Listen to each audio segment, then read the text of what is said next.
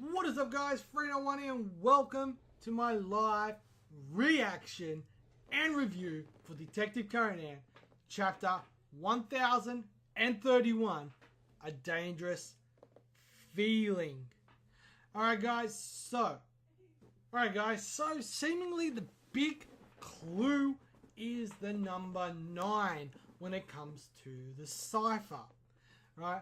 And one of the biggest hints that I've seen back in the original chapter that Mate actually sent me a link, so if you want to go check the original chapter for this case file, there is a link in the description there basically saying, alright, check this out, this is a great theory. And I think there's a lot to do with that. It's to do with the cipher being a baseball field and each of the points.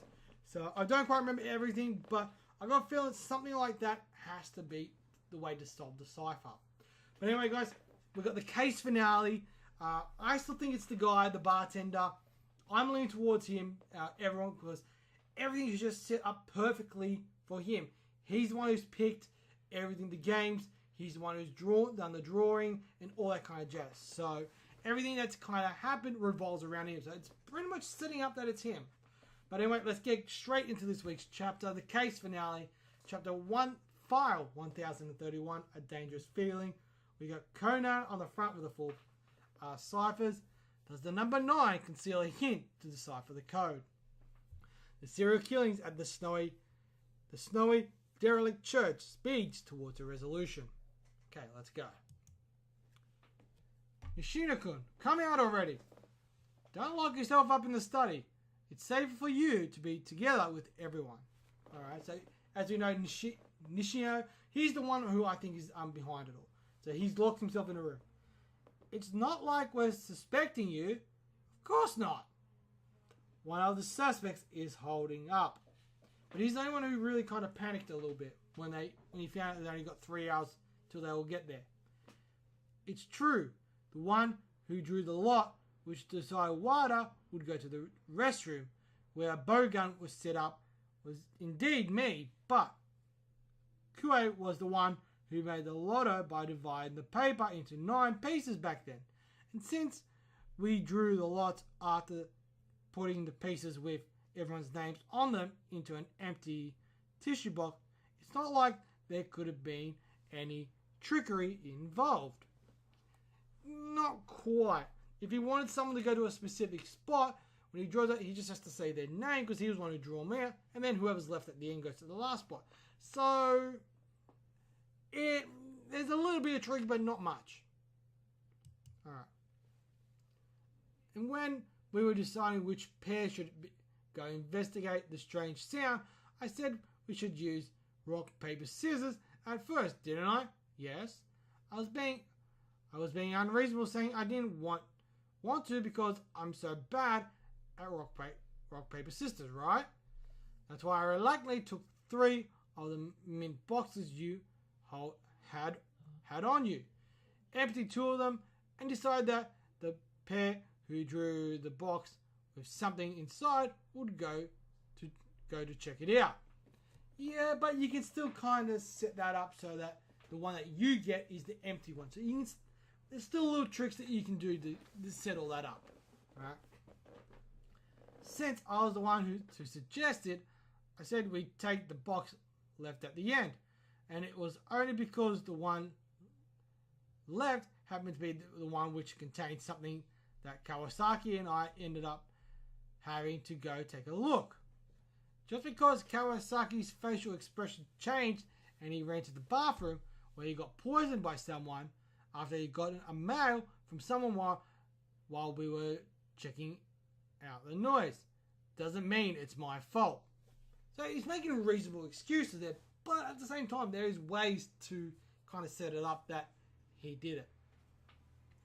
That's why I definitely won't leave this place until the police come to pick us up. Because I'd be made out to be the culprit. A mail from Nishino, who's holed up in the study right now. Hey, he knows the culprit. I know the culprit. I'll tell you, so come here through the attic without being noticed by anyone. Nishino Suya. Alright, so he's trying to get Fujiwara there. Okay. So we got the snow. Looks like Fushi's gone up through the attic. If I'm not mistaken, the study was around here. Hey, you came. I'll get you a table and chair straight away so you can get down from there more easily. Hang on. Alright, so the guy's getting down. So, who's the culprit? First, have a look at this paper. You found a new cipher. Unfortunately, I can't read it. Okay, so he's drinking. What you doing? Don't make me swallow the weird stuff. I don't want to die yet. Don't kill me. Then, how am I just not taking it? Okay, so it looks like he's trying to set him up. Huh? That poison that you have in your right hand. So that's coming from Conan. The plastic bottle is the one you nabbed from Fujita-san's bag earlier. Naturally, Fujita-san's fingerprints would be plastered all over it. So, if we were to testify that we heard you scream just now from outside the room, the police arriving later would likely think that Fujita, who'd snuck into this place through the attic, had killed you by forcing you to swallow the poison. Okay. So it's definitely Nishio. It has to be him now. Even if Fujita-san insisted that he'd gotten a mail from you saying, please come here, if you'd put the smartphone from which the message was sent somewhere in this room, they'd be led to believe that he probably sent it to him himself would brush him right off. No, you're wrong. I just panicked a bit because you all came stomping down from the ceiling. Also, I already said it, but it was entirely random chance that Wada and Kawasaki were the ones killed. I doubt that. I don't know why, but I'm pretty sure he's the one behind it. No, it was deliberate. You ensured that Wada-san would head to the restroom where you had set up the bow gun. Using a trick, that is. Trick? If you divide a paper into 9 parts without scissors, there'll only be one piece where all 4 edges are torn. The middle one. That means that if you give that piece to Wada-san and have him write his name on it, even if you put it in the tissue box, you'd still be able to tell which piece was his by feeling around for the torn edges, and there lies the trick. Okay, so that's how he set up the first one, which is fair enough. Simple. It's not going to be something over the top, but it's going to be simple tricks. You draw the lots rather quickly though, I think. 8 of the 9 pieces had at least one smooth edge, so he prioritized those while drawing, leaving the person who'd go to the restroom for later on. But what about the mint bricks? It was just because the last box happened to be the one with something inside. That's the pair of Kawasaki and... Hey, Ako, at that time, you had a feeling like you wouldn't lose no matter which one you chose, right? Yeah. None of the boxes gave off a dangerous feeling. That's not surprising. Because at the time, none of the boxes had anything in them. Huh? What do you mean? It's a simple sleight of hand. If I shake the box with my left hand, like this, it doesn't make a sound. But if I shake it with my right hand, it does make a sound, see? You're right. The reason for that is that inside my right sleeve, rattle, there's a spare box with something inside. So if you empty all the boxes, nobody can draw anything but an empty box. And if you shake the remaining box with the hand where the spare box is hidden, it makes a sound. Alright, so it's simple sleight of hand. Alright. You said you brought a lot of snacks, so surely you would have had a spare mint box. I'm telling you, the reason why Kawasaki and I went to check things out in the first place was because we heard the sound of breaking glass. Okay. If you set the ringtone of the smartphone you'd set up in this abandoned church in advance to the sound of brass breaking glass, you could have just made it ring at any time, right? That might be true, but while we were going to check it out, Kawasaki really didn't look at the mail someone had sent him. Then his expression changed and he ran off to the bathroom. That's why the culprit isn't me. Okay? Because when Kawasaki was forced to take the poison and screamed out loud in the bathroom, I was with you all. You stealthily took Kawasaki-san's smartphone and smeared honey on the screen, didn't you? So that when he received the mail, he would take his glove off and touch it. Okay? Having gotten honey on his fingertips, Kawasaki-san couldn't help but to run to the nearby bathroom and wash his hands. Come to think of it, Kawasaki-san was holding his handkerchief in his mouth while washing his hands.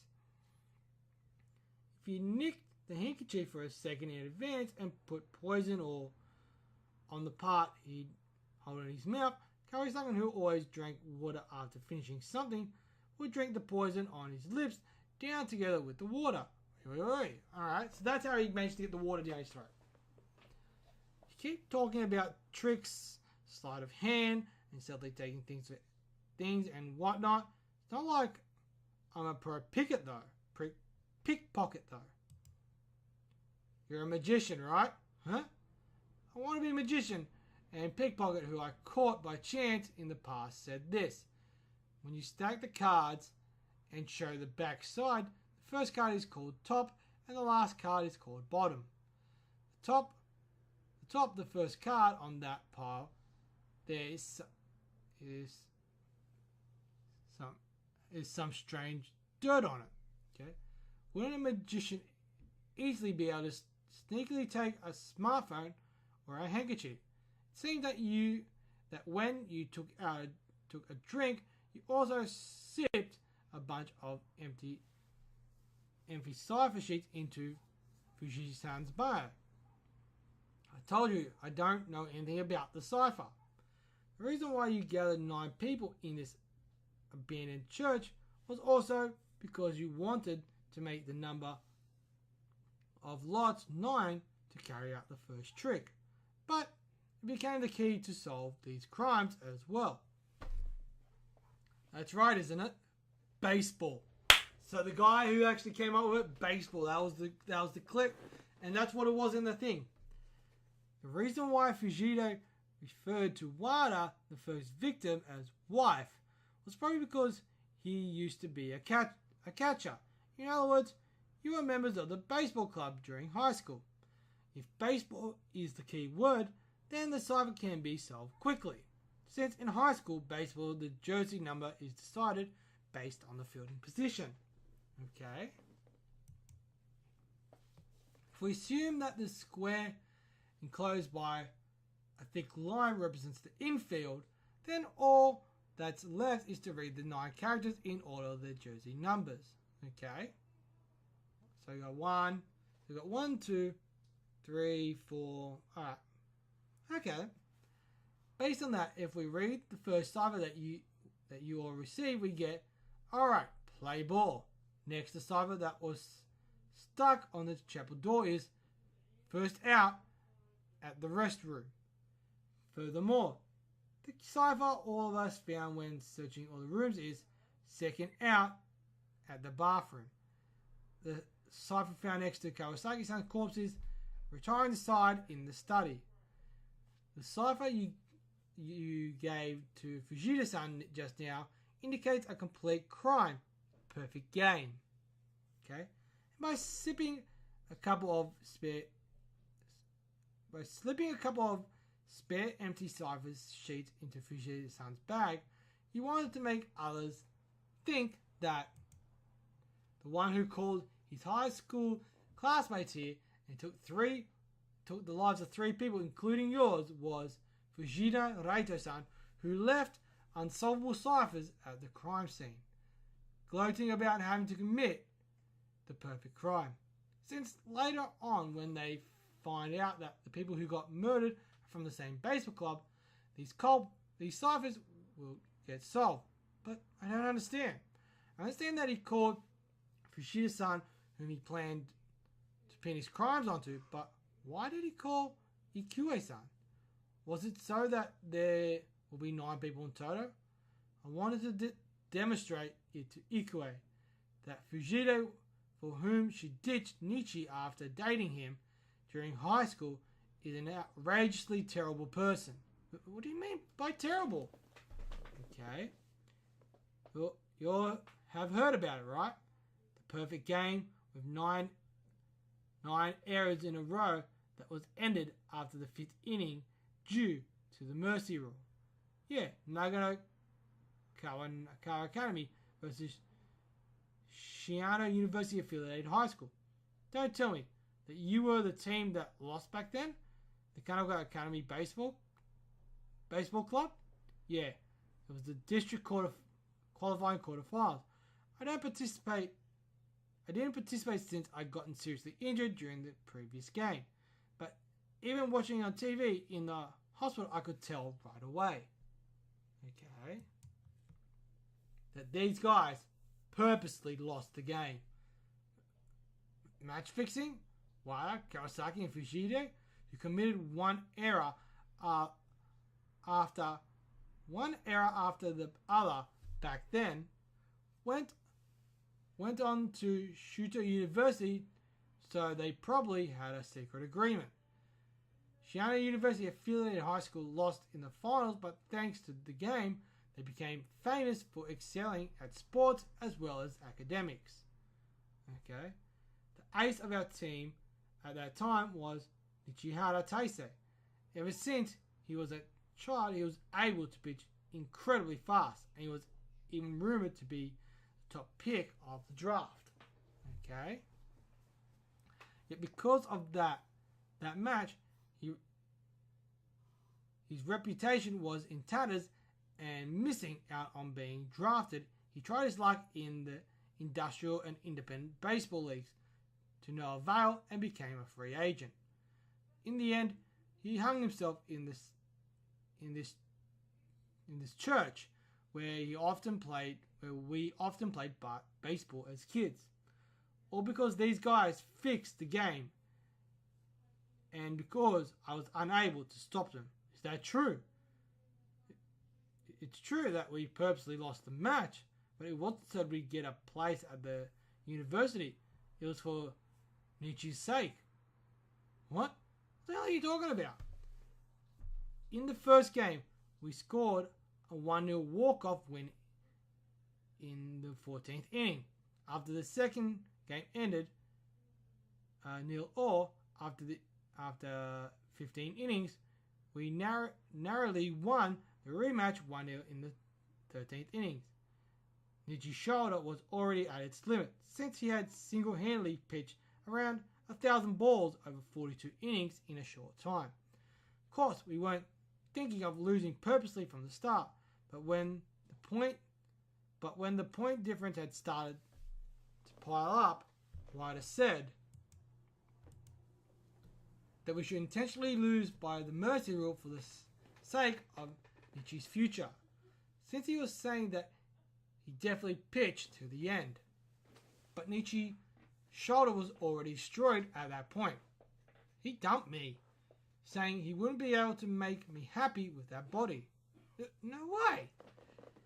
It was really only coincidence that we ended up going to Shiano University.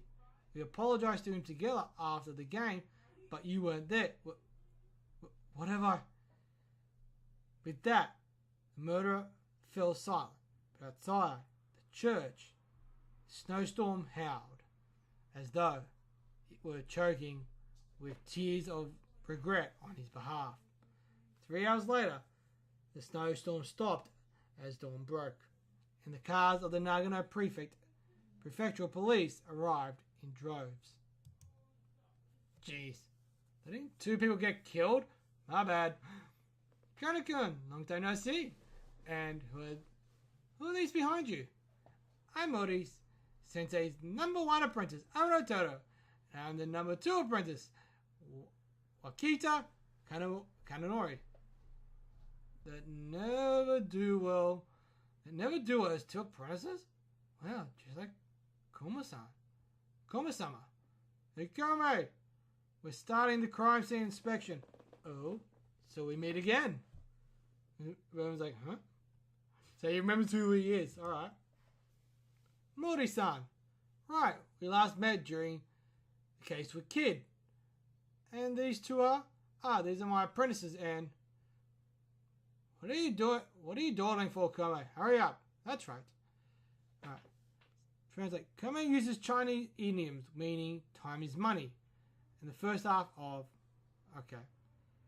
A moment of time is worth 1,000 pieces of gold. This is a commodity that mustn't be wasted in the slightest. Kome leads with a meaningful expression. Time is money, as the saying goes. Okay. And that's the end of the chapter, guys. But anyway, guys, hang on a second. We'll jump straight into the review. Alright, guys. So chapter 1031 of Detective Conan, A Dangerous Feeling, is the case finale. And it was Nishino. He was the one behind it. And the reason is because the guy who committed suicide in the church basically lost his chance at becoming a draft pick in the baseball, and he literally went to the church and hung himself. He thought that Wada, Fujide, and the other Kawasaki basically threw the game on purpose, and yes, to a point they did. But the main reason why they did it was because that Nichihara, I believe is his name, basically had thrown nearly 1,000 pitches and his shoulder had gone to crap. So they're like, alright, look, let's just lose this. We're doing this for him because we don't want to destroy his arm anymore. We want him to heal up and get there so he can go and basically go on and go into the major leagues and all that. That was their plan, and in the end, when it came to QA, he actually broke up with her, saying to her, look, I can't be with you like this. I can't look after you. So he actually broke up with her, and that was when Nichihara was like, oh shit. He didn't actually know. But Fujide, Wada, and all them actually approached Nichihara and basically said, look, yeah, we threw the game because this is why. And they apologized to him. And even though those three did get into university, you know, it was like the whole thing of what went down.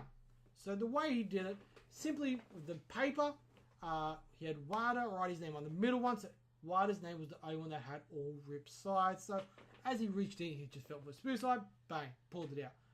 Bang, pulled it out. And then when he got to the restroom where Wada was killed, he felt for the one that had no, basically no fucking suicide, and that was Wada's one. That's how he guaranteed that. For the second part, for where he killed, I believe it was Kawasaki, he's a sleight of hand magician. So he used a bit of sleight of hand. He put the empty one basically in his sleeve, and then held 3 empty ones. And Mori, whole thing of, I don't feel like I'm gonna get the dangerous one because they were all empty. So what he did, when he shook it with the left hand, nothing. When he shakes it with the right, the one in his sleeve, that's how he pretty much guarantees that he was gonna go. How he managed to get him to take the poison was he basically nipped a little bit of the handkerchief that he had pickpocketed, put it in there, so that kind of forced him to, when he washed his hands, he put it on his lips, and then he drank the water, which washed the poison down his throat, which ended up killing him. And then what he was going to do was, he was going to get Fujide to basically pin the murders on by taking the poison, but unfortunately, they figured it all out, and basically came in through the roof, following Fujide, and basically talked him out of it. In regards to the cipher, it was baseball. So the way to read it, you needed to go by the numbers, the pitcher, catcher, bang, bang, bang, and all the fielders. And by reading it in that way, you could figure out what it is. You know, what the cipher was. So that was like, play ball. Then it was like, first out, bathroom. Second out, retire the side, study. And then it was, the second out was somewhere else. I don't quite remember the second out. And then basically the last one, which was on that Fujita that he had put into Fujita, basically said, perfect game. So that's pretty much what it was. He was basically planning to kill the two guys, kill himself and pin it on Fujita, which was going to prove to Ikume, the woman, that he was a bad guy and all that kind of jazz. But unfortunately, he now knows the truth about what went down in that baseball game and all that kind of jazz.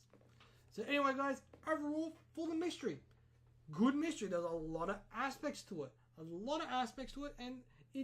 But I did figure out that last week they were very much laying on very, very thick that Nishino was the one behind it. And yes, they could have done that and then flipped it all around.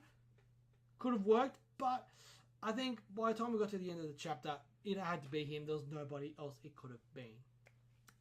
So the mystery overall, solid. I quite enjoyed it. It was a very good one. A longer one, which was good. We got some pretty interesting stuff with Kuroda, talking to Motofushi. And Motofushi, remember who Amuro is. So we got a couple of little things that went down in last week's chapter. That was like kind of a little bit interesting. I'm curious about what Kuroda wanted to talk to Motofushi about. We're going to have to wait. Maybe we'll never find out. Maybe we will find out. Don't quite know yet. But yeah, so the art was solid. The chapter's finished. We got a good explanation of how everything was done. Simple little sleight of hand tricks. Simple stuff like that. That was pretty solid. But yeah, that's pretty much it, guys. So overall, for this chapter, I'm going to give it 4 stars. It was a very good, solid chapter. We got explanation how they did it, the reveal, and I think everything was done very, very well. But anyway, guys, that is all for me. Let me know in that comment section below what you guys thought. Did you like it? Didn't like it? All that kind of jazz. And as always, guys, I'm Freno1. You guys are awesome. And I'll see you guys next week with another live reaction and review. Peace.